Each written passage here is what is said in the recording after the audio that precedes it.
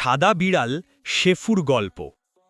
একটা পুরনো বাজারের কোণে থাকত শেফু, বরফের মতো সাদা রঙের একটা বিড়াল। অন্য সব বিড়ালের মতো চার পায়ে নয়, সে মানুষের মতো দুই পায়ে হাঁটত।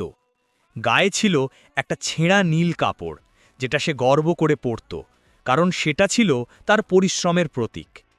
শেফুর দিন শুরু হতো ভোরের আলো ফোটার আগেই।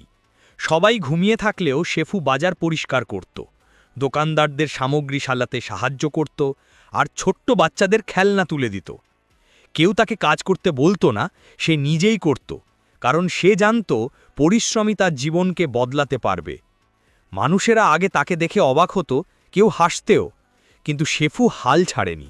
ধীরে ধীরে সবাই বুঝল, এই ছেঁড়া কাপড় পরা সাদা বিড়ালটি বাজারের সবচেয়ে পরিশ্রমী মানুষ। একদিন বাজারের এক বৃদ্ধ দোকানদার তাকে একটা নতুন জামা দিতে চাইল।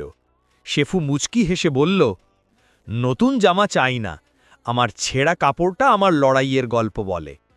বৃদ্ধ বিস্মিত হয়ে জিজ্ঞেস করল, তাহলে তুমি কি চাও?